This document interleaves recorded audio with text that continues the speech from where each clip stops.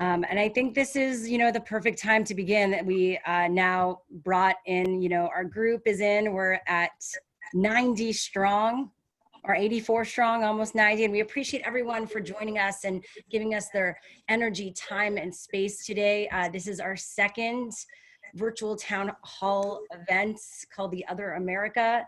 And it's an honor to be here. Of course, I couldn't be here without James, who, you know, we came together on this idea last week and we're just continuing it. James Andrews. So good, so good. This is beautiful, Shira. This is, you know, this came out of a conversation that Shira and I had, and Quddus joined, and we are just creating a container and a space for this kind of dialogue. I'm not going to lie to you, as an African American, it's not easy, you know, to even be holding space for these conversations. I've had a week of counseling and advising and supporting brothers and sisters, particularly white brothers and sisters. And I just want to be honest, it's hard work, and it's not something that is easy. And so just would love for all of your energy to go to us as we all walk into a very difficult time. And thank you, Quddus and Shira, for being incredible teammates, even when I couldn't necessarily even hold up, you know, when I couldn't do the work. So thank you guys. And this is going to be a beautiful second Sunday for us. Yeah, Quddus. So good. Really just want to shout out a couple of the special guests real quick that we have here. We got Harper, incredible founder of Manifest Your Destiny, empowering the youth of America, Black youth of America. We've got an incredible representative from Black Lives Matter. Shira, do you want to speak on the incredible guests we have here? Yeah, Kailee Scales is here. She's the Director of Strategic Partnership for Black Lives Matter Global Network. I had the honor of talking to her this week on my radio show, Let's Go There, on Channel Q Radio. And yeah, today's theme is shaping the narrative. And I think it was really important to have a representative from Black Lives Matter. So thank you for being here today in this space with us, Kailee. We appreciate it. Thank you, Kailee. You can't hear you. You should here. I'll unmute you, or you. We'll get the hang of this Zoom thing. Sure. If you make me co-host, I can help you unmute and spotlight people if you want. Oh, we can't hear you still. You need to make sure you put your audio right. Maybe settings. It's a good time to figure it out. Thanks for your patience and grace, everyone, while we figure out this. It's on Zoom preferences, and make sure that it's taking it in right. But yes, we are so excited to have her today. We're going to definitely get into it, and we want to hear your questions and feedback. This is an open conversation. We have Jamia Wilson here. I don't know where Jamia is, who I met through Nzinga Blake, through our allies conversation and town hall also we had that we're having maybe every Wednesday, right, Nzinga? That is the hope. Yes. And I don't know where she is. I saw Jamia. She's okay. I'm right here. Okay. Hey, nice to see you again. Thanks for having me. Jamia is a writer, feminist activist in New York City, executive director and publisher of the feminist press at CUNY, right? I got that from your bio. Okay, making sure. You never know. You never know.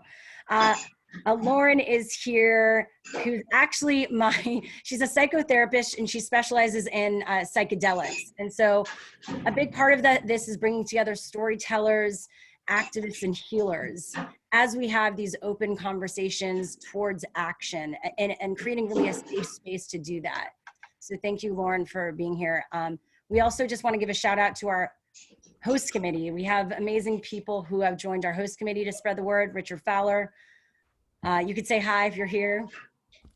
Millana Snow, Ben Gleib. Hello, everybody. Yeah, Nzinga Blake, Ken Hertz and memBrain. We have Kindra, MyIntent, Good Decisions Only, Never Alone Summit, Goddess Process. Then we have some doctors, Dr. Alfie. I don't know if you're here. All right, and we have many others. Here. Hello. Yes, okay. Want to shout out another special guest. Yes, and I was about to say, Quddus, make the big announcement.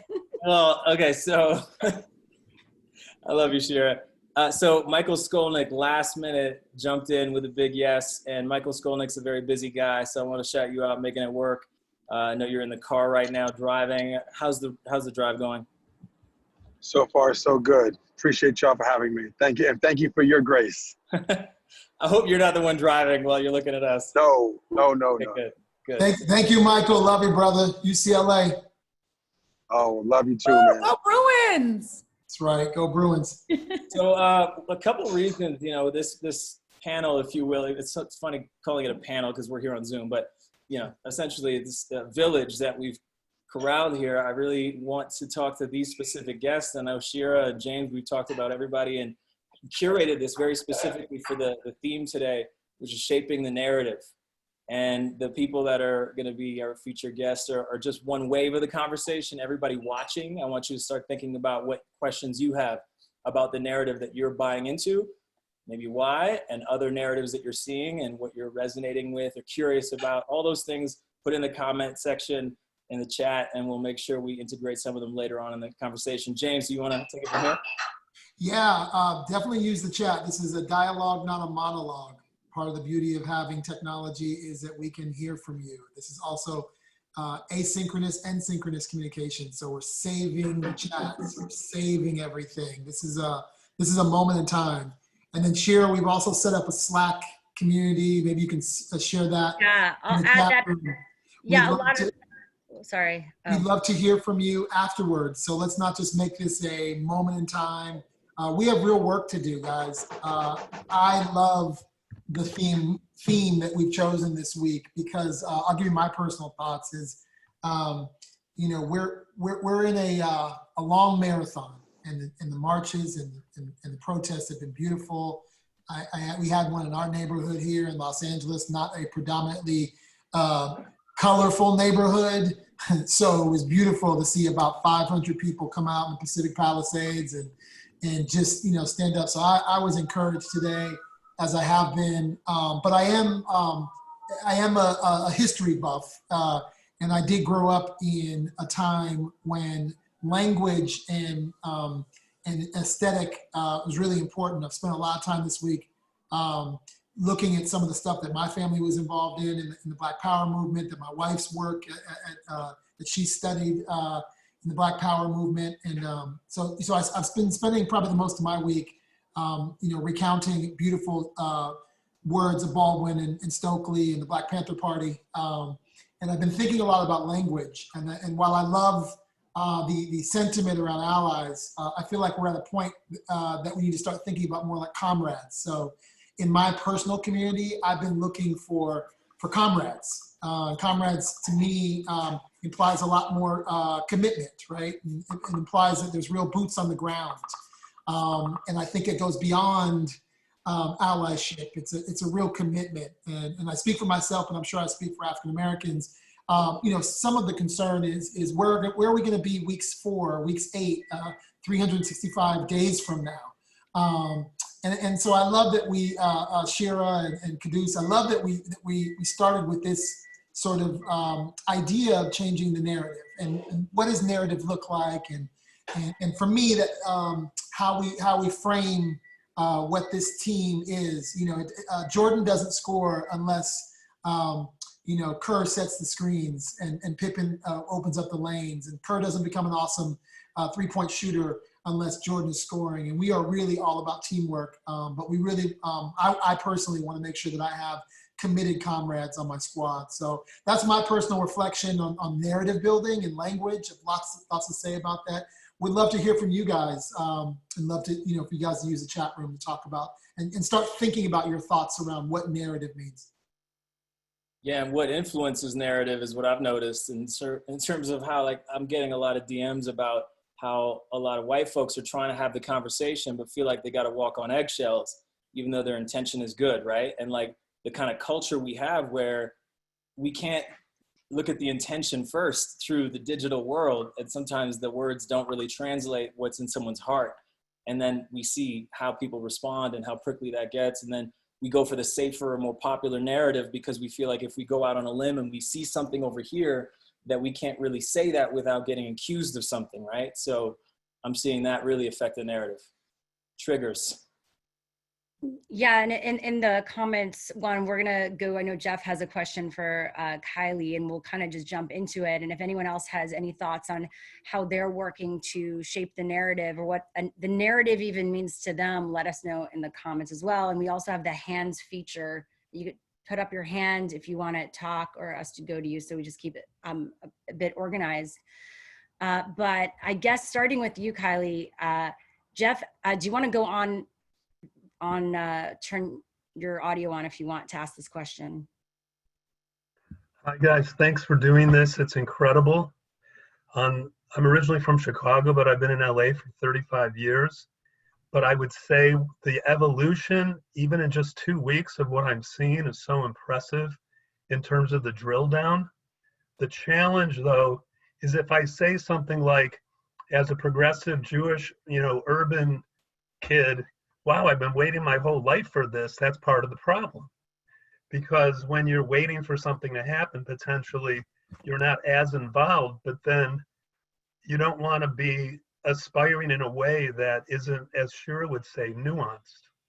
So anyway, I appreciate this because I want to learn about it and what's going on and how to contribute the best. So Kailee, the question is, Black Lives Matters is such an incredible organization, but also in its approach.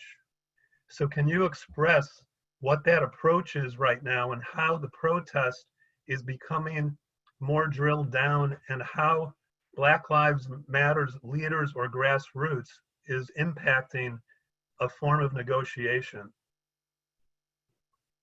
Oh, we can't hear your audio still. Maybe, I wonder if you literally go to zoom.us and then preferences, it'll say where you're getting your mic from, the test mic. And then the other thing, Yeah. she can dial in. You can dial in. There's a dial in option, Kailee. Is it Kailee or Kailee? I'm pretty sure it's Kailee. She can't pronounce. She can't say this. She's not going to tell you because she. If I can take 1 second to try to help her get the audio on, it's the zoom.us menu in the upper left, or regardless of what platform you're on the bottom of your Zoom screen, right next to the microphone icon. If you haven't joined audio yet, click join audio and then use computer audio. If you have, click that and unmute, but it doesn't look like you're muted. So then if that doesn't work, click the little arrow right next to the microphone, and then it brings up audio settings as a choice. Click audio settings, and then on your mic, it says microphone. There's a drop-down menu. Make sure you're choosing your Thanks, guys. MacBook Pro microphone, if that's an option, or whatever option is your system microphone, and make sure the input volume is raised up, that little pull bar. Shira, this might be a good time to get Light to give us a meditation. I was about to say, this is I perfect. need it after all that. We're gonna do. You're actually gonna. It might be good, to hold a bit and have Light do his opening meditation to ground us in this space. Yeah. As we honestly, we appreciate your patience, and we rather do this and make mistakes and keep it going than not do it at all, right?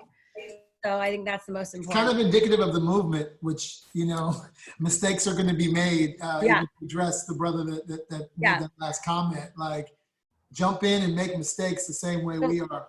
So Light, as we figure this out, it says Mike's not. So she's gonna drop out and then rejoin. Thank you so much. Yes. Kailee, if you have to dial in, use dial in option. That's the last part. So because this is all about healing as well, we include meditators and light workers, and Light is definitely one of those. So he's going to start us off with a grounding meditation to get us into this. Hey everybody, nice to be here. Lots of familiar faces, and Ross Baraka, also a HU graduate, same here, HU in the house. I want to start with a little anecdote. So I'm also a student of civil rights history. I'm from Montgomery, Alabama, which was where they started the Montgomery bus boycott, which kicked off the modern civil rights movement. And there's a story from one of the strategy meetings where Dr. Martin Luther King was leading the meeting, and there was an elderly woman in the meeting who had been with the boycott for a couple of months, and it was almost a 400-day long experience. And he told her, he said, "Look, you're you've been doing great. You've been walking with us for these couple of months. Why don't you go ahead and start riding the bus again? You're too old to be walking as far as you're walking every day. And she said, no, I'm going to keep walking with everybody else. As long as we're walking, I'm going to be walking. And he asked her, he said, you know, aren't you tired though?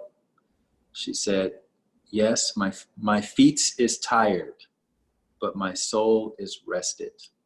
And I just love that. I know a lot of people are feeling the same way. You know, we've been hit with a lot of news and information and coming off the pandemic. And, you know, it's a lot. People lost their jobs. People have not been able to pay their rent and mortgages. But at the same time, seeing everything that's happening, I know I'll speak for myself. You know, it definitely feels like this sort of progressive movement towards an acknowledgement that Black Lives Matter. It makes me feel like my soul is indeed rested, and I'm sure a lot of you feel the same, if not all of you. So what I wanted to do is just guide us through a very, very brief breathing technique. And this is something that we can use as a reset in the days, weeks, months, years to come, because, you know, inevitably there is going to be some news and information that hits us that takes us out of our center. And this is a great way just to come back to our center as quickly as possible.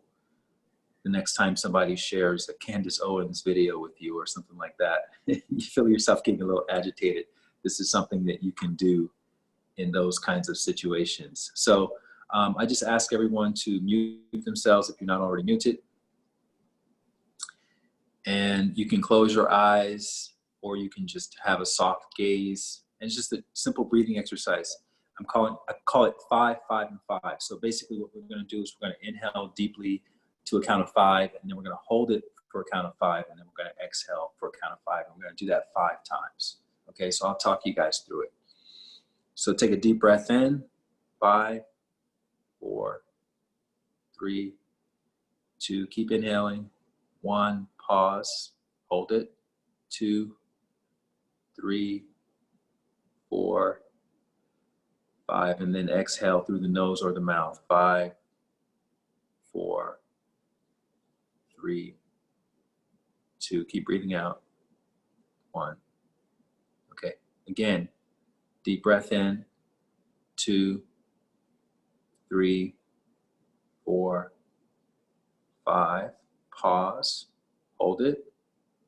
3, 4, and 5, and then release. 2, and as you're breathing out, 3, just relax whatever you can in your body. 5, good. 3 more rounds. Inhale. 2, 3, 4, 5. Pause. 3, 4, 5. Exhale all the air out. 2, 3, 4, 5. Nice. Couple more rounds. And every time we do this, 2, inhaling. 3, 4, 5. Pause. 2. Every time we do this, 3, 4, 5. At the exhale, breathing out, relax your muscles, relax your body. And then if you can, let go of something as well. Good. One more time. Deep breath in. 2, 3, 4, 5. Pause. 3, 4, 5. And whatever you're holding on to, let it go. Exhale. 2, 3, 4, 5. Good. Now let the breathing return to normal. And then slowly open your eyes.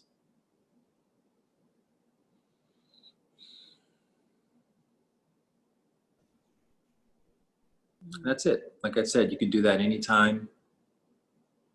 to create an internal reset. And it's amazing how powerful it can be just being with the breath like that. You know, a lot of times I was in the grocery store earlier and I had the mask on, and I can't stand wearing masks because I can barely breathe. But we don't really notice our breath until we have that damn mask on. So this is a great way to sort of offset that, you know, when we have the energetic mask on, the energetic feeling of being claustrophobic by all this crazy negativity that can come at us from people trying to tear other people down. And it's a nice way to kind of penetrate that and expand through that. So that's it. Thank you guys so much. Light, thank you so much. I appreciate you, brother. That was amazing. Light is also my meditation teacher. That's how I learned Vedic. And by the way, we host this, I always forget, on Peace Inside Live, which is this platform we started in quarantine, offering free donation-based live Zoom mindfulness meditation movement classes daily. So please, I'll put the links there, but it's where come with us and find healing. And that's all I'll mention about that, but let's move on.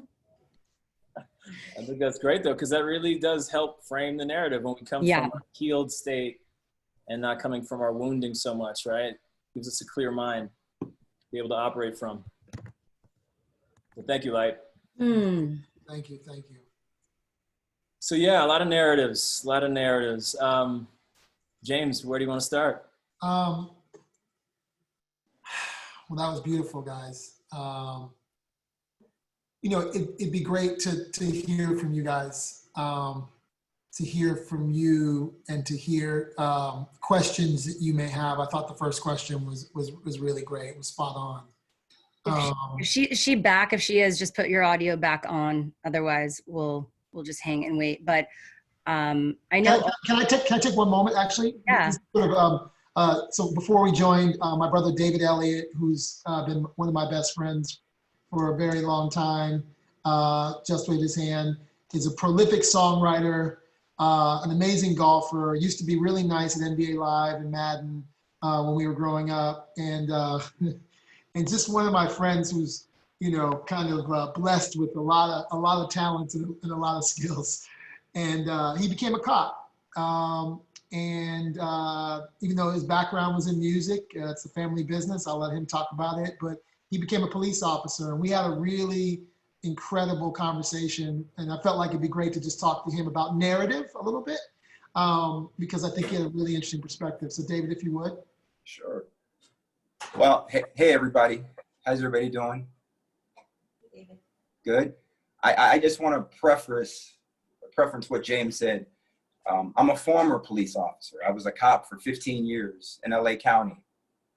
And I'll tell you, it was a very interesting life experience from day one in the academy to the day I gave my chief my gun and my badge and I said, I'm done. That's right, I left. I didn't get fired. I left. It was time to go. But I want all of you to remember that where I'm coming from is from real experience. I'm not giving you guys false narrative, false statistics. Any question that you may have about law enforcement, if there are other, what we call Leos on, please chime in. But I kind of want to be a bridge for people to understand that when I was working, 9.95 of the men and women that stood next to me were good people. And I'll say that with all of my heart. Now, mind you, there were a few people that I don't know how they got through the vetting. And I have some ideas about how to reform the vetting of law enforcement because I was there for a long time. I was a SWAT team member, I was a motor officer, and I was also a teacher at the academy. So I prepared and shaped the young minds that go out to protect those like you who entrusted people like me, and that's a strong word, entrust people like me to protect your property and preserve your life. Unfortunately, there's a lot of people that get that badge and they sleep with it. They don't understand it. They don't understand the responsibility. They don't understand the power. But I'm here to tell you, I was speaking to my daughter. She's 25. My niece is 21. And they're pissed. I'm pissed. This is ridiculous. Everything that I'm seeing, I mean, what we saw last week on TV, that wasn't law enforcement, okay? That was not law enforcement. I would never train a recruit to do any of that. In fact, when I train recruits, when the handcuffs are on, the fight is done. It's over. You stop, okay? I read something that hurt my heart today, and I don't know if it's true, and I'll accept the correction if I'm wrong, and please, somebody fact check me, because I read it fast. But what I read was, the black cop that was on that scene where Mr. Floyd unfortunately lost his life, which is the craziest thing I've ever seen in my life. But the black cop that was on that scene, guess who his field training officer was? It was the white cop who had his knee on Mr. Floyd's neck. That boy was out of the academy for 3 days. 3. If any of you can tell me another job in the world that on the first day, first second of your job, you can take a life. A lawyer that will look at that brief and try that case, that's not his first day at the law firm. Okay? So understand that the decisions and the choices that are being made by these people that we call tyrants and such, and you know what? There are a few of them. I've worked with them, trust me. But the majority of them are not. Okay, and the only reason I can say this is this. This was the scenario that I gave my daughter and my niece. You go protest at 8 in the morning, and you're standing there peacefully protesting, which you should be doing. Sorry, I'm pissed. I'm sorry, I just dropped my phone. I know, we're trying to see your face. If you could look at the phone. Can you see me? Now we see you, thank you. Okay, so you're protesting, it's 8 in the morning, you're peacefully protesting the way you're supposed to do it. And then you look over about 10 feet from you and you see a guy pick up a brick. And he throws a brick across the line and it hits a police officer who doesn't have his shield up across the face. Splits him across the face. That was 8 in the morning. That cop was taken to the hospital, given stitches. The following week, he comes back to work. Now, my niece and her friends are out protesting again. And they see the same guy who threw that brick, who injured that cop. So now, after the protest is over, we're all walking back to our car. And some knucklehead puts a gun to the guy's head who threw that brick. Now, the cop who got split, he's working that day with a nice scar on his face. But he sees that go down. He sees this guy have a gun pointed at the guy. What does that cop do? He takes a dead sprint and runs and puts himself in front of the gun and the guy who threw the brick that split his face a week ago. It's a microcosm of what police and policing is about. Now, we've gone wrong, so wrong, because we've taken your trust and tarnished it.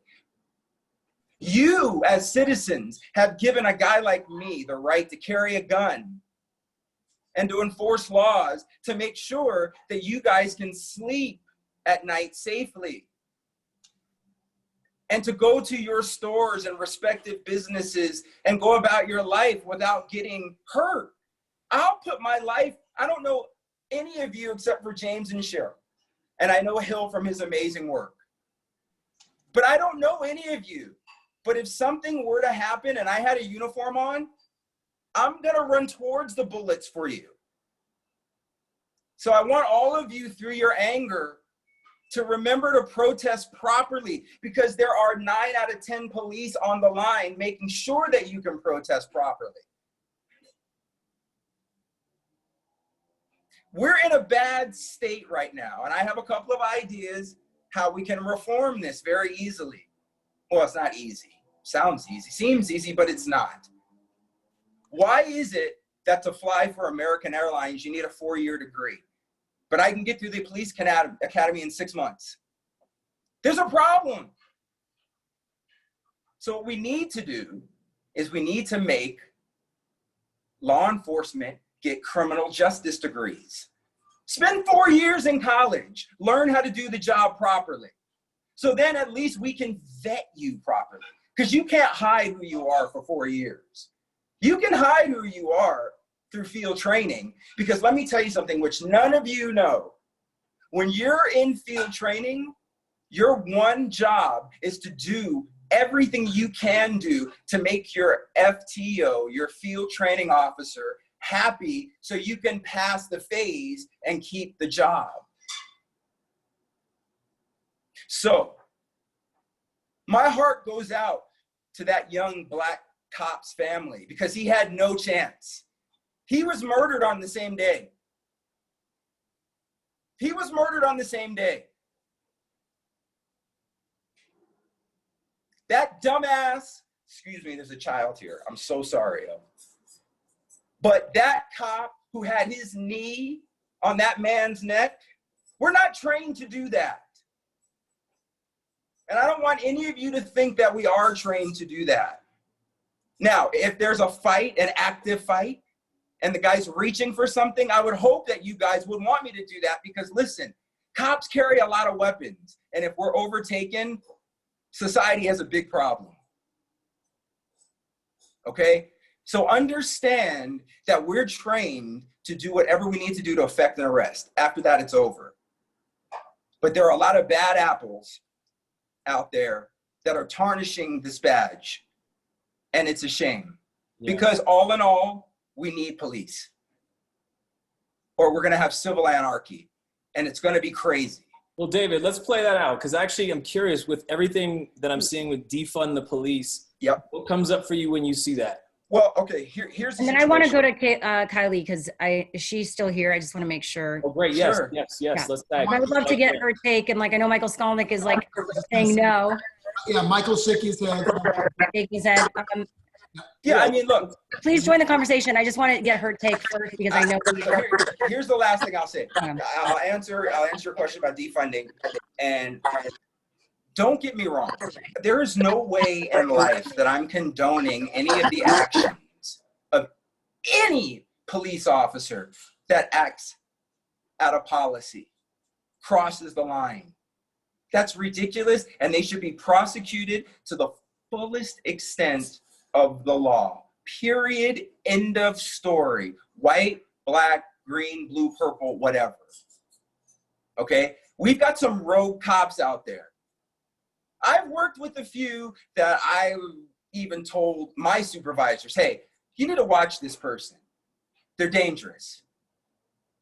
Now, defunding the police, I was telling James earlier, when we go to work, we carry a bag that has all of our paperwork and such in it.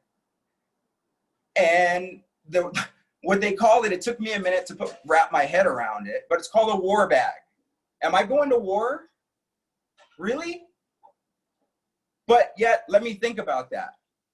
I am going to war. I'm going to war every night, working from 6 p.m. to 6 a.m. while all of you guys are asleep, to make sure nobody breaks in your house and does anything crazy. Okay? I'm going to war to make sure that people who aren't strong are protected. So yeah, that is a form of war. I'm not going to war as a police officer on my citizens. I'm not. Now, there probably are a few that are, but see, that's the vetting process. Get them out. We need more time. Yeah. We need more time to vet people. It's a great point. Okay, now defunding, I'm sorry. You should go. I just want to get, I want to just bring the conversation to some other, but your contribution is so amazing today. Yeah, no problem. Cops or former cops. So defunding is this. Here it is. Your audio's on, by the way. You can transfer money around, kind of what they're kind of talking about, but there are a lot of high-powered military weaponry that police have that in some situations. Like take North Hollywood. When that happened, the police were completely outmanned. That's why they started putting machine guns in everybody's car. Okay? So defunding the police, we need police. But I don't think we need all this crazy tactical gear. Military gear. Thank you. Thank you, David. That was amazing. Appreciate the transparency and honesty.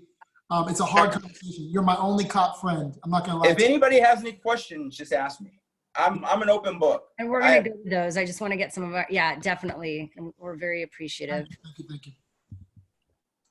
Let's go to our amazing representative from Black Lives Matter. Thank you again for connecting and reconnecting. Sure, thanks. You can hear me. Question from Jeffrey. Yeah. Jeffrey, do you want to reiterate your question? Is it Kailee or Kaylee? It's Kailee. That's what I thought. Kailee. Thank you. Oh my God. Kailee, thank you for being here.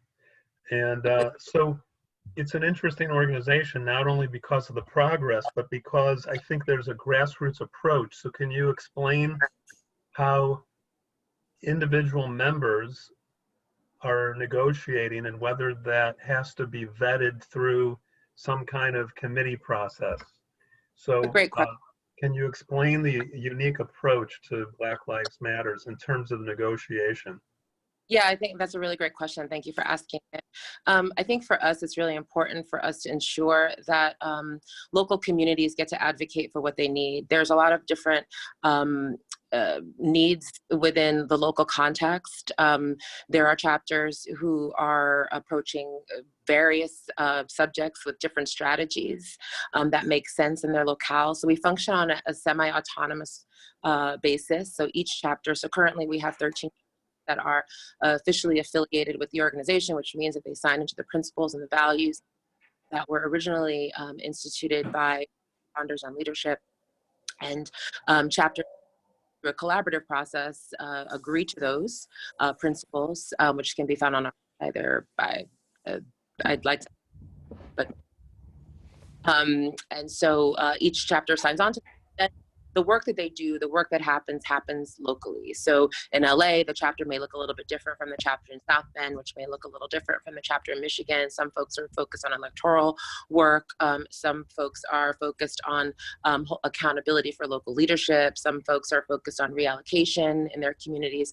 And it's a very important thing to be able to create change and transformation and build power locally. That's the way the work happens. We also have a global network of which I'm the managing director, and on the global network level, we sort of harness the universal power. There's so much global power, folks that are all around the world that are very interested in the mission of the organization, that want to help participate, that want to support work, that want to support chapter work, and it's really about keeping these strategies and these needs and this empowerment for the Black community in everyone's hearts and minds. And it's about inspiration and art, and it's about creativity, and it's about transformation, and it's really about those macro sensibilities. It's about celebrating Black joy and all of those things. And so we do all of that. We symbolize all of that. But the way we will be collectively liberated is with a universal approach. It's from a grass tops or grassroots approach. And so that's really the way that we approach the work. Is there progress right now on 2 or 3 issues? We're starting to hear some phrases, use of force policy, no chokeholds. But can you express if there are 4 or 5, 3 or 4 breakthroughs, and what's leading that? Which locality? Apart from the defunding conversation that is very complex, based on what Eric Garcetti has said. But is there a wedge? Is there a particular moment that we can point to over the last week or this coming week where we can say it has progressed? Well, I think there are two different questions. Overall, we've seen a lot of progress in local activity. We see progress in LA, where we're holding folks accountable and pushing the defunding conversation. Mayor Garcetti just reallocated a great deal of funding in LA, as you probably have heard. In Chicago, they've instituted they've divested from police training centers. They've also done a lot of additional work in Chicago with chokeholds and other things that you mentioned. In Michigan, they're doing a lot of electoral work and ensuring that voter suppression is off the table, and they're helping their local parties ensure that we have absentee ballots, no-fault absentee ballots. DC, I believe, just sued, along with the ACLU, the President of the United States for his treatment of protesters. So there's a lot of progress happening all over the country. And so in this week, I think what we're seeing in this week is something else. I think that what we're seeing in this week is sort of a amplification of the work that has been going on in chapters for so long. You know, folks often ask, what happened to, where's Black Lives Matter? Where have you been? And we've never left. You know, the work's still been happening. What has left is the attention. And I think that this week and this month, after we saw death after death, and we're reeling in mourning, I think this week we've seen this global outpouring, this global attention being paid to moving the needle again. And so the progress that we've seen this week is a politicized globe. We've watched millions of people become politicized right before our eyes, in the spirit and in the embodiment of social justice and of activism, which I think BLM has really allowed to come into the mainstream. So I think that's the victory I'll claim for this week, and certainly more to come. Could I ask a quick follow-up to that? Yeah, sure. And then and then we have some questions. Yes. Awesome. I guess, well, that's incredible.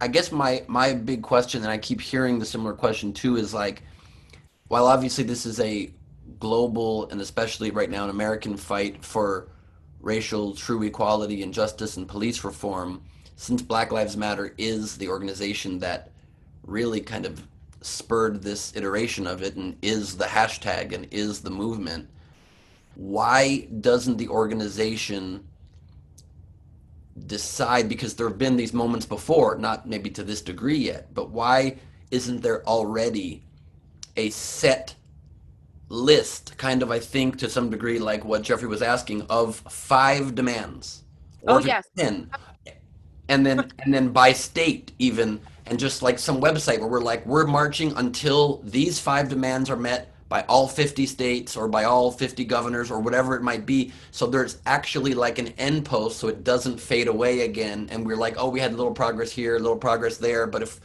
why not use the moment to actually force the actual changes that need to happen so that we can say this is a victory for now? Well, I love that question. And I want you to visit our website so you can sign our petition that has been already signed by a few million people. Our petition has 3 specific demands. One is for acknowledgement of the pain and suffering that is caused by Black people. Number 2 is to defund the police. And number 3 is to reallocate those funding into communities, into community needs. And all of those, they're not different than anything that we've been working on locally. But those are the current demands. And you'll hear more about those in the upcoming weeks. This moment has given us the opportunity to aggregate, as you just said, aggregate all the demands that we've had from all around the world. We are in 3 different countries, but in particular in the United States, and make and simplify them for this new group of people who've been politicized to help build people power and move those demands forward. And you'll see, and as I said, in LA it's happening. You're going to see that. You're going to see city leadership, city council leadership making decisions, we hope, that will address all of those 3 demands. So I encourage you, go to the website, sign the petition, use your voice, share the petition, let people know that this is a global movement in order to achieve those 3 goals in the short term. Just one more tiny follow-up, if I may, because it's so important. I'm so sorry, Shira. Just one quick follow-up is, I think then a lot of us maybe don't understand what exactly is meant by defund the police. Is any amount of defunding a success there or not? And I'm curious your thoughts of the 8 goals that Campaign Zero has been putting out this week that says that if you do these 8 things, they reduce police brutality and violence by 72%. Do you guys endorse those also as actionable official goals? Great questions. We talk about defunding the police, and we talk about that because we want to be able to reallocate funds into communities to boost community services.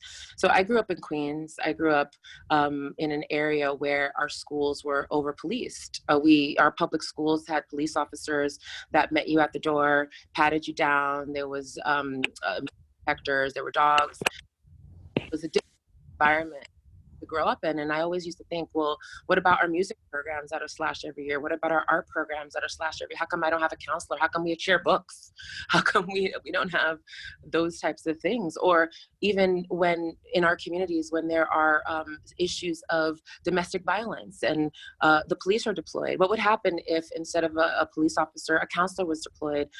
Or if there's a homeless crisis or a mental health crisis, what would happen if a social worker was deployed as opposed to an officer who is trained to escalate or de-escalate by using force? It's difficult in these environments to grow up in that way. It's difficult in these environments to not have the services that would be helpful as opposed to the force that that people are trained to impart. That's just training, as we just heard. That's the way they're trained, and it's very difficult. And so we want to imagine a transformative future where when I go to school, I have books to read as opposed to being patted down in the beginning, because it changes you. It makes you feel like you're a criminal, and you carry that with you into your life. And the things that you do in your life is based on those moments where you feel criminalized as a 13-year-old.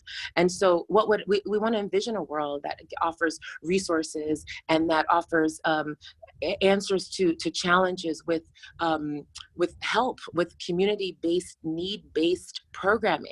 And so it's really a question of allocation. It's really a question of where does this come from? Because we say this all the, we ask for these things and we need these things. And, when our school program was getting cut, we were like, why is art getting cut? I love art. It's my favorite class.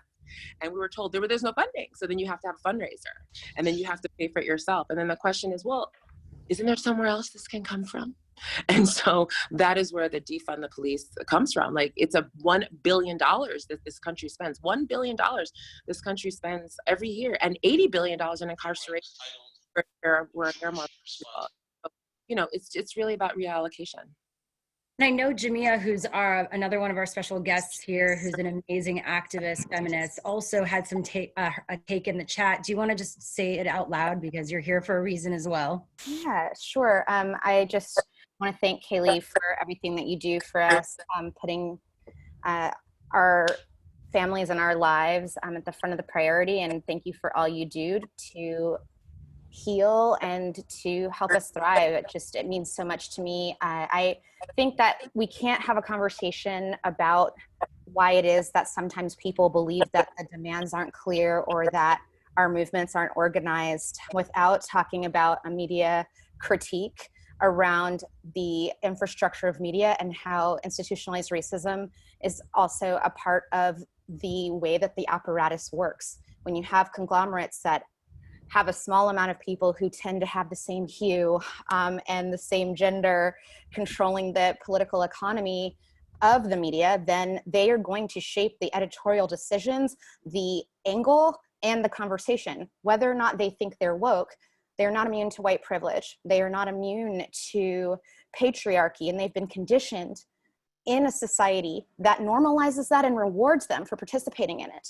So it's important to me, as someone who considers myself a media activist, I participate in media by publishing and editing books and writing it, but also in terms of talking about how we dismantle the infrastructure that keeps it so that the story doesn't reflect the fullness of who we are.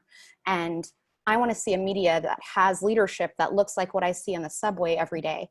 And unfortunately, that is not the case. So I like to dispel the myth that there are not clear demands, because we've seen this throughout history, that in feminist movements in the Women's March, they said, it's so decentralized, it's a mess, and it was an imperfect movement.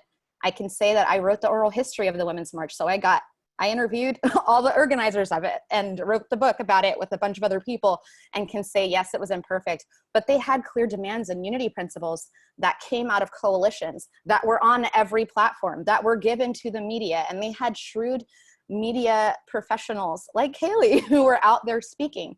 But what I can also say, as a woman of color who has also pitched to media, due to all the apparatus that I'm talking about now, that no matter how we shape the story, no matter what labor we put into articulating our demands, clearly that there are root causes and habits or practices of white supremacy that make it so that the story remains one note. So for me, I like to tell people Black Lives Matter started as a love letter. It literally started as a love letter. The founders of Black Lives Matter wrote this love letter to their community with the hashtag Black Lives Matter, a call to action with a clear statement. Combahee River Collective, Black feminists who paved the way for intersectionality, clear statement.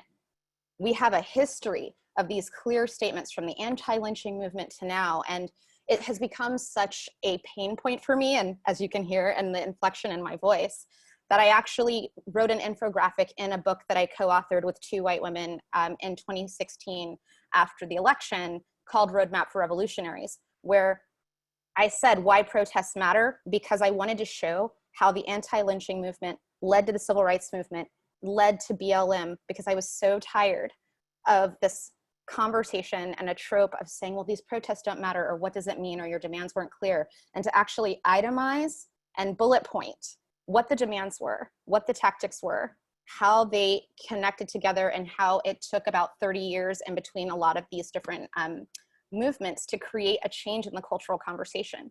And until we have a transformation in the political and economic apparatus of who controls that conversation, we will continue to have a misinformed public about whether or not these demands are clear. So I just think that it's important for all of us too to be really, really awake to critiquing the media as it is as a systemic political apparatus, but also about our participation in it and what we consume, which is why I read media sources from around the world, highly curated, and then I read US news to really figure out what I think about things. And I know Michael Skolnik had something to say as well. And thank you. I want to listen to understand. I don't want to just listen to respond. And my apologies for being in a car. But I do think it's important to hear a different perspective than what was laid out in the beginning of this call. I'm old enough to remember Eric Garner. I'm old enough to remember Breonna Taylor. I'm old enough to remember Stephon Clark. I'm old enough to remember Ayanna Jones. I'm old enough to remember Amadou Diallo. I'm old enough to remember Rodney King. I'm old enough to remember Tamir Rice. The idea that this is about bad apples is a narrative that has been perpetuated by police officers, by media, by politicians, and it's a dangerous one. And I want to tell you why. There are so many bad apples that the tree is poisoned. And law enforcement officers, LEO, are to enforce laws. That is their job, to enforce the law. We began this conversation about the civil rights movement and the advancement of the civil rights movement. And this is a no critique of David and his service to his community and our country. But when the civil rights movement was ended and there was some advancement in the Black community, I speak this as a white person, as a white cisgendered man, my perspective. In 1973, President Richard Nixon declares the war on drugs. And David, when you speak of the war bag, yes, it was a war against citizens of this country, and it is a war against Black and brown people. And it was started in 1973 with the war on drugs and the harshest drug laws in the entire world that targeted Black and brown people and created a war against Black and brown people for the past almost 50 years, 47 years. That has led to the highest incarceration rate in the entire planet, and has led to a policing system that does not protect and serve, but that just protects white people from Black and brown people. And that's what this policing system has become. So the problem becomes that we are asking police officers, good people, as David mentioned, 9 out of 10, good people. Now think about any other profession. Think about a brain surgeon. If you said there's some bad apples in a brain surgery and brain surgeons, and 9 out of 10 were good, but one of them was not so good, that wouldn't be a great profession to trust with life or death. So there's no room for bad apples in a system that is rotten. The system has become so rotten that we have trained police officers to enforce racist policy. If you think about those who have been killed recently, George Floyd killed over a $20 bill at a local bodega in the middle of a pandemic, poverty. Mike Brown killed over supposedly taking cigarettes from a store, poverty.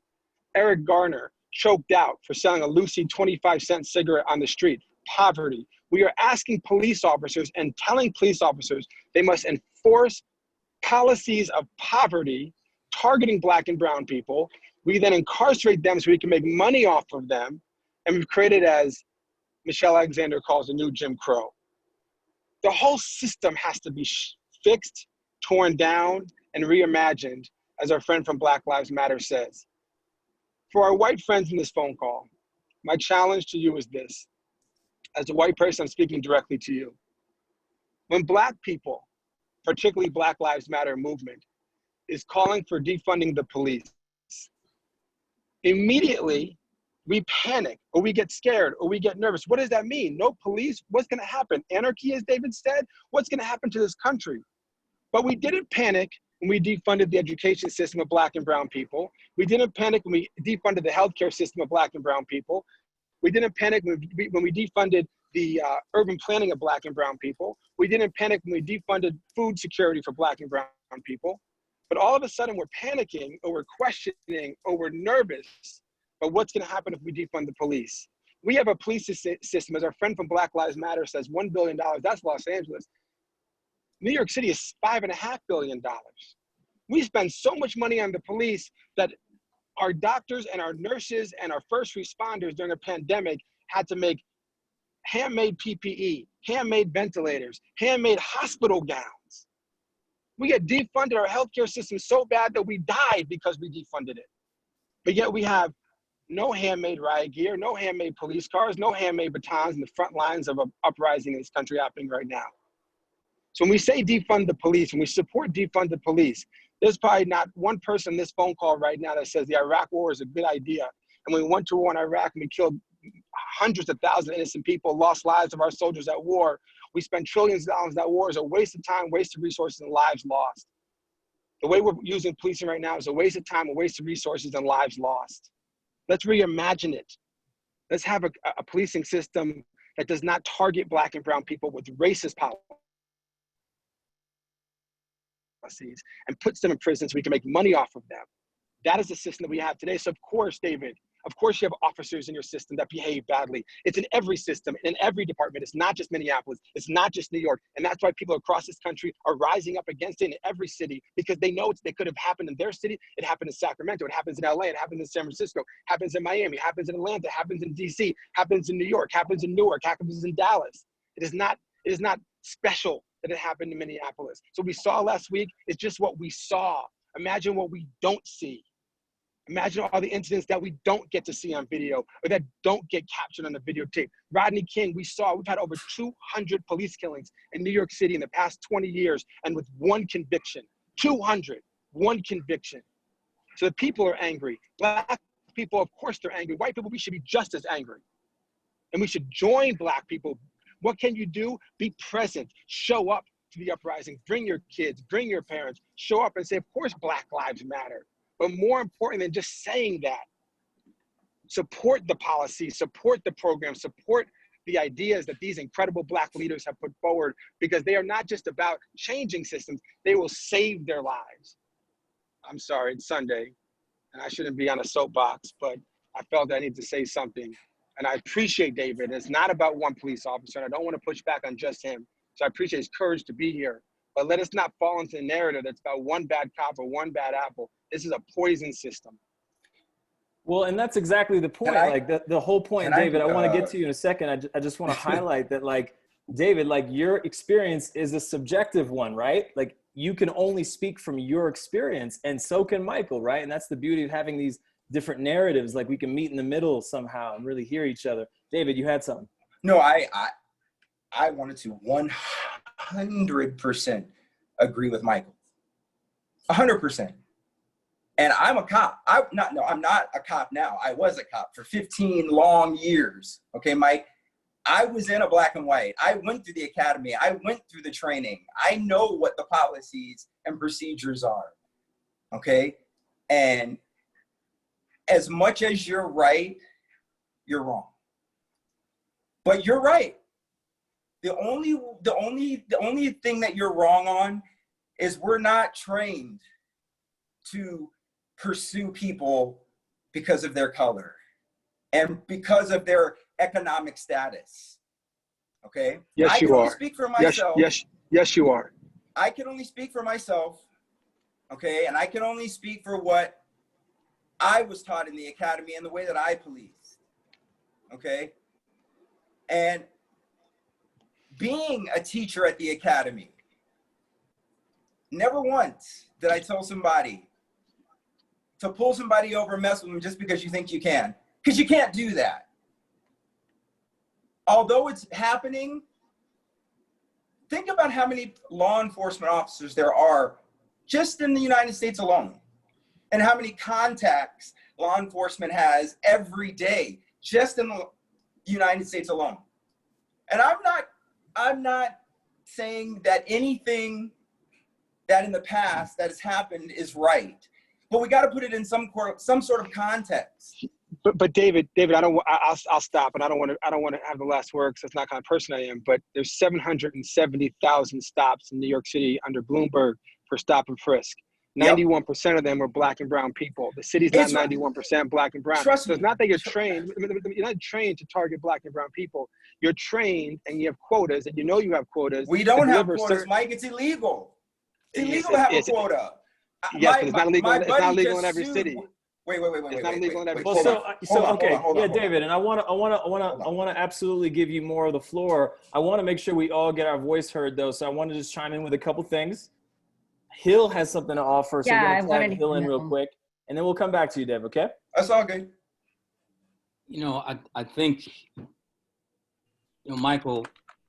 Obviously, we know each other a long time. You know, I agree with you on everything you said, but we could even take it back. And David, part of it, I think we can even take it back further. I mean, in terms of looking at what policing is, you know, policing is the military style policing we have today is a holdover from the old slave overseer model, right? And so people accept, there's a wonderful poet named David White, who's like a poet and philosopher, and he talks about this idea of the inheritance of belief systems, inheritance of belief. We have inherited a belief system that policing is necessary when where the communities that have the least amount of crime are the ones that are the least policed. But we still believe that policing and heavy duty policing is actually having an impact on public safety. Because what do we ultimately want? We want public safety and we want public security. We don't want police. We don't want law enforcement. We want public safety and public security. I think most people would agree on that. And so the idea of the true systemic poison, and you know, in law school they call it the fruits of the poisonous tree that Michael kind of alluded to, is that the system is rooted in such a poisonous system or start that even if you are a good person, that the system is more powerful than the individual. And that's what the conversation is. So it's not about pointing fingers. You had mentioned the person to your right and the person to your left are good people. I mean, I did a show called CSI New York for years. We had tons of cops that were consultants on the show day in, day out. They're good people. There's no doubt. I mean, they're good, fine people, and they're doing a service.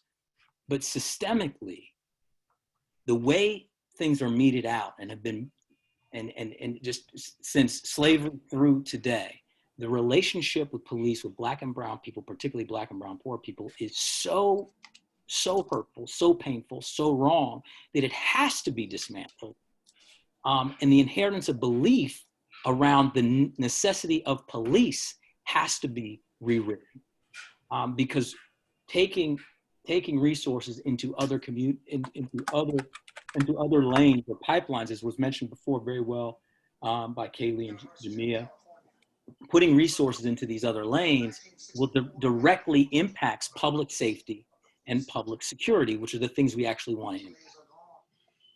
Yeah, thank you, Hill. That was really well said. And David, I'd be curious what your response is to that. So I'll go to you right now if you want.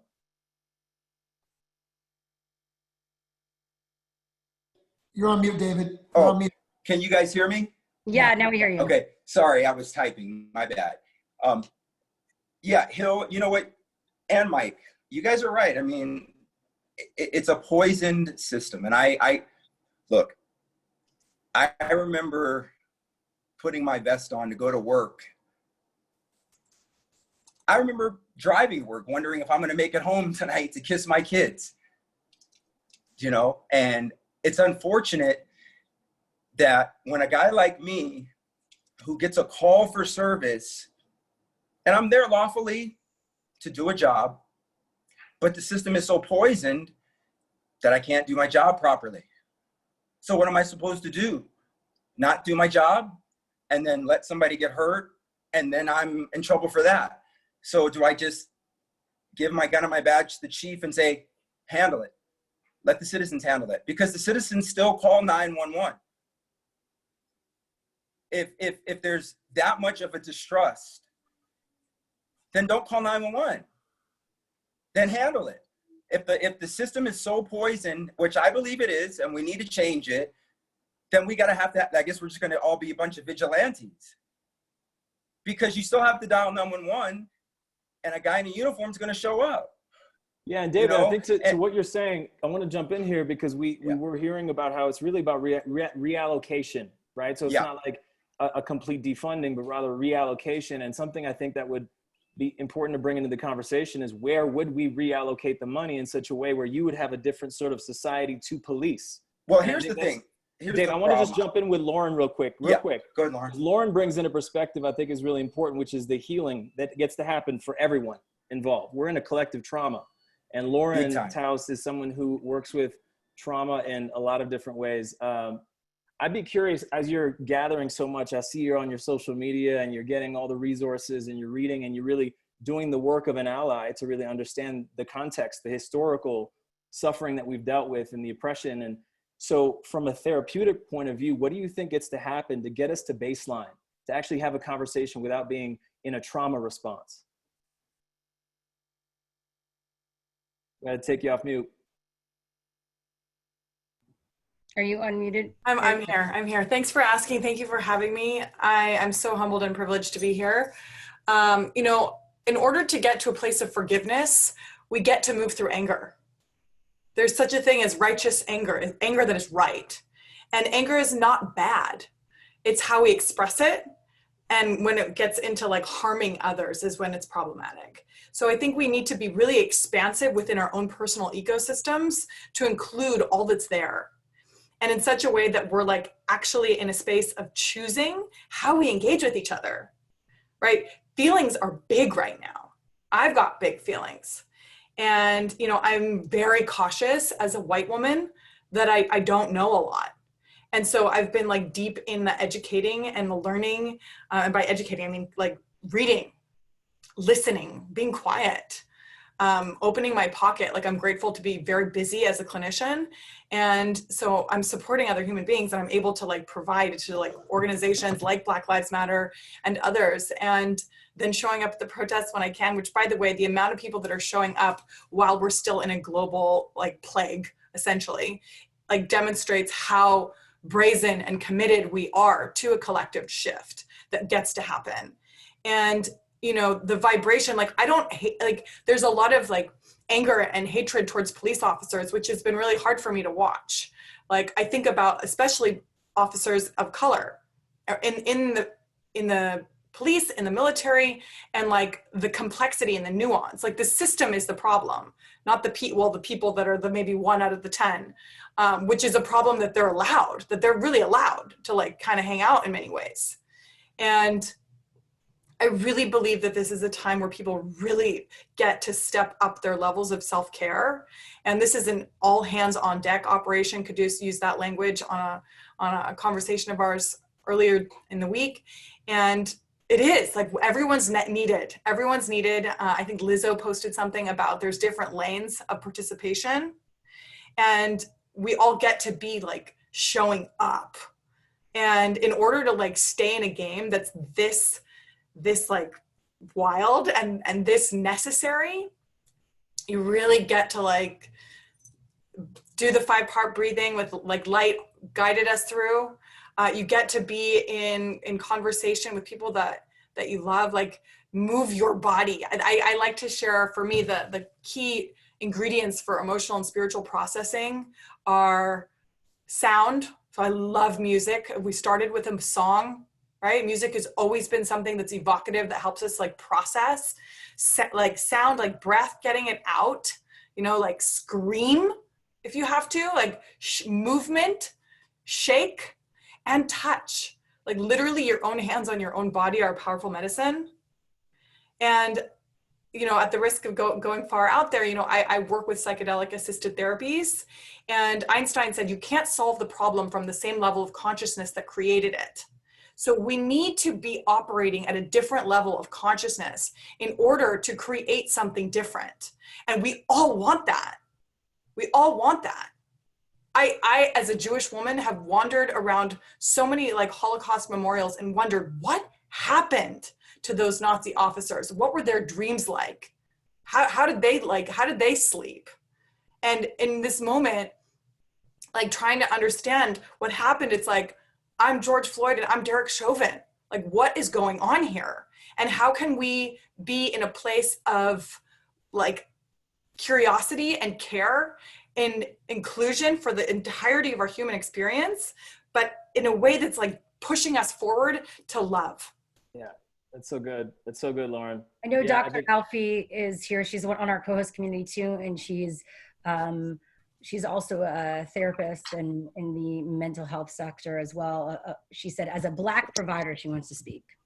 Yeah, so thank you. I hope you all can hear me. So I think that what I really feel compelled to say is all of this raises a lot of emotions for me as a Black person who's also a mental health provider, all of the conversation.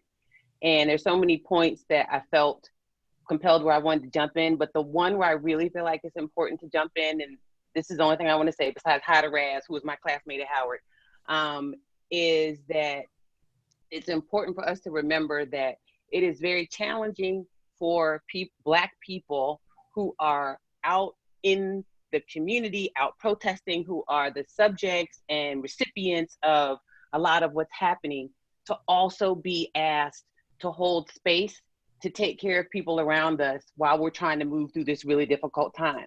And so I feel like often what we're asked to do, and I feel like, this come up a lot for me the last couple of weeks, is we're asked to, right, we all want to seek first. I think it's seek first to understand and to be understood. I think that's important. I also think it's really important that there are times when we as individuals who maybe are not the focus of the oppression in the moment may have to extend a lot more grace to people who are the focus of the oppression in the moment, right? And so I just feel like it's important to say that, because it's hard for me to listen to not folks on, I don't want to criticize anybody on the call, but it really is sometimes hard to listen to how we make justifications for the bad apples, right? A bad apple is a bad apple. You're right. If it's one and it stays in the bucket long enough, it's going to spoil that bunch. And so all the apples are going to be bad. So I just feel like, not true. I just feel like it would be helpful for us to think about the ways in which we want to hold space and not ask the people who are in this really stressful, difficult time right now to really come all the way outside ourselves to try to understand all these other aspects, because this is what we live, right? So it's said with love, right? And so we want to extend grace, and we want people to extend us grace. That's all I'm gonna say. I'm probably not being eloquent, but that's all I'm gonna say. Thank you, Thank Dr. you. Huffey. We appreciate it. And I know Dr. Racine is here too, who's on our hosting committee, and she's been talking in the chat. If you want to say something, you're welcome to, or else we can go to some other questions. I know Marco was bringing up a lot. Do you want to come on audio or a camera?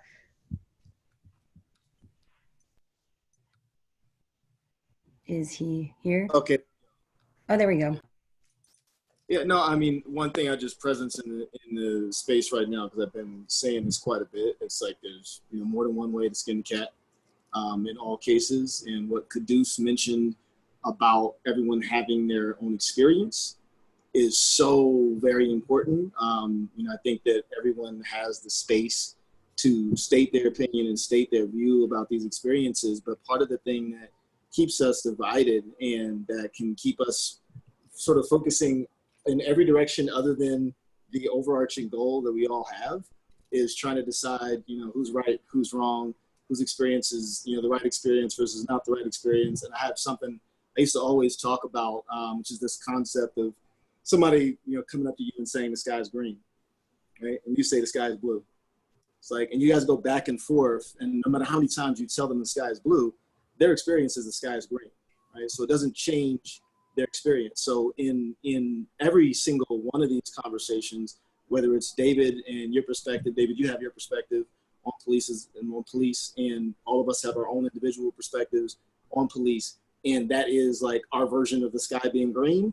And no matter what anyone else says, it's still green to us, right? So instead of us moving from a place of which account is actually the factual account, it's more moving into the place of understanding. Of like, why are we having this gap between our understandings? Why is it that you see the sky green? Why is it that you believe that all lives matter is the right statement instead of Black Lives Matter? Like that type of acknowledgement, that type of conversation is something that I think is so supportive for this space and for the global conversation, because these are the conversations I'm having with people on a daily basis, both from a personal development standpoint, and then noticing that every single thing that's sitting around this entire racial construct is all just like human development of stories and subconscious bias and all these wonderful things. So people are walking around asking questions without having that knowledge and having the perspective of like the young woman that just spoke a moment ago and talking about the trauma of like even knowing that, of like, presencing the space of like, if you come to somebody and you're asking them a lot of questions and there is not even a space of consent of like, do I want to answer for all of Black America right now, as I have had to on every single one of my business meetings. People like, Marco, what do you think? Like just even knowing that, of knowing like, well, why would that bother somebody, or why would that be something that's triggering? So that inquiry, that understanding, that base of acknowledgement across the board, like that's a strong base for every level of action that we move to from here out. So that's it. That's all I've been thinking about. Thank you, Brother Marco. Good to see you, man. Long time. You too, man. I know we have a couple of other folks. One, I'd love to hear from Andrew Seeley, and then Rick Fossum. I know you had some questions as well. Yeah, where's Andrew? Because I know he wants to share something, and I think I need to enable you a co-host. Where are you? Oh, there you are. Beautiful Andrew Seeley, who, by the way, is an amazing yoga teacher and just spiritual practitioner, and he's part of the Peace Inside Live team as well as many other things. I'm gonna make you a co-host. That's what's up. Nice to meet you, Andrew. Blessing. Great to meet you as well, James. Thank you guys so much for hosting this incredible gathering and bringing this conversation to so many healers who are actually in the space making a positive impact.